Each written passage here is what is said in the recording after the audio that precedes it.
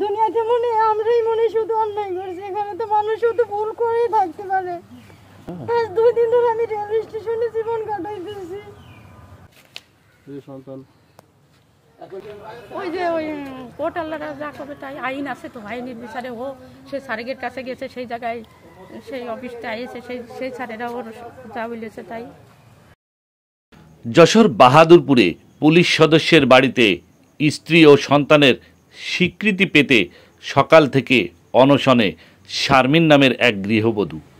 ঘটনাটি বুঝতে পেরে পুলিশ সদস্যের মা দরজায় তালা দিয়ে সটকে পড়েছেন। আজকে 4 দিন হয় আমি খুলনা আসছি। রেল স্টেশনে আজ 3টা রাত ধরে কাটাইতেছি। তো আমার শ্বশুর বাড়ি আমি আসছি, আসার পর আমার স্বামীর দাবি নিয়ে আসছি, কিন্তু ওনারা আমাকে স্বামীর দাবি আমাকে নিতে দিতেছে না। ওনারা আমাকে ঘর তালাতে রাখছে, যাইতে দিতেছে না। আমার স্বামীর সাথে আমাদের তারা সম্পর্ক রাখতে দিবে না। আর বলতেছি কেন আসছো এখানে, বলছেন যে এখানে আসছো কেন, তার তো স্বামী না। কিসের স্বামী? তা আমার স্বামী না থাকলে কি আমি এত দূরে থেকে আসতাম? চাঞ্চল্যকর ঘটনাটি ঘটেছে যশোর বাহাদুরপুর বাসতলা এলাকার রফি উদ্দিনের ছেলে পুলিশ সদস্য সাদমান হোসেন রাকিবের বাড়িতে। শিশু বাচ্চা সহ অনশনরত টাঙ্গাইলের শারমিন আক্তার জানান, পুলিশ সদস্য সাদমানের সাথে তার 2017 সালে ফেসবুকের মাধ্যমে পরিচয়।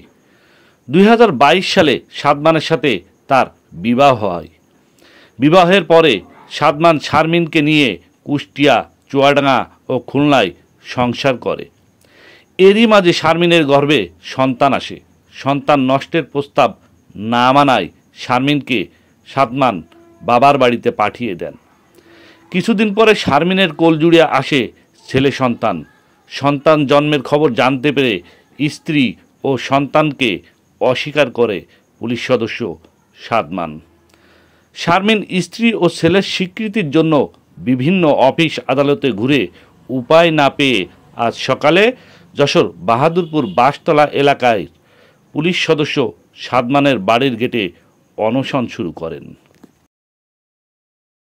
আমি আমার স্বামীর দাবি নিয়ে আসছি, আমি আমার সন্তানের বাবা, আমি তার কাছে থাকতে চাই। আর তো উনি কলি হবে নাকি? উনি আমার চেনে নাকি? আমরা চিনি না। চেনেন না, তা মানলেন কেন? কই মারলাম? তাই তো বলতেছে। ডাক দেন তালি, ডাক দাও। বিয়ে করে মেয়েদের সাথে ধরা খায়। আমার বাসায় যশোর থেকে একটা নার্স নিয়ে আমার বাসায় আমি হাতে নাতে তাকে ধরছিলাম। সর্বপ্রথম ওনার সাথে সংসার করছি আপনার কুষ্টিয়া পাটিকা বাড়ি যখন ক্যাম্প পেয়েছে, তারপরে তালবাড়ি কুষ্টিয়া মিরপুরে, তারপরে চুয়াডাঙ্গা দামন হোদা, চুয়াডাঙ্গা শহরে, তারপরে নিয়ে গেছে আপনার বিষ্ণুপুরে ক্যাম্পের পাশে। দুনিয়াতে আমরাই শুধু অন্যায় করছি, এখানে তো মানুষ শুধু ভুল করেই থাকতে পারে। সেটার দিকে তাকায় আসলে খারাপ লাগতেছে। আজ 2 দিন ধরে আমি রেল স্টেশনে জীবন কাটাইতেছি।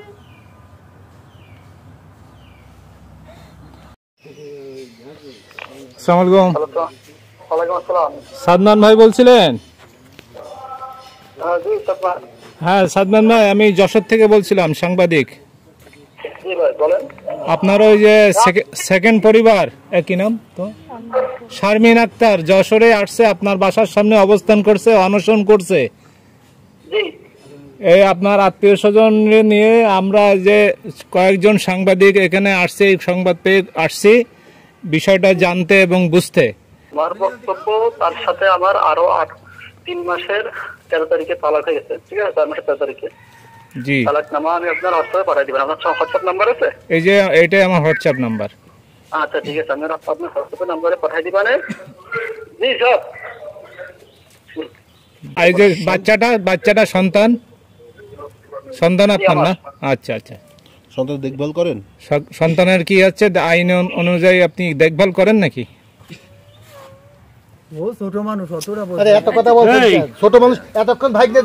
আপনি সন্তানকে দেখাশোনা করেন? শোনেন, সে খোরপোশের জন্য আপনার কোর্টে মামলা করছে। ঠিক আছে জি, সেই মামলার যে রায় হবে সেই রায় আমরা মেনে নিব। বুঝছেন? ও আর তো স্বামী না। কিসের স্বামী?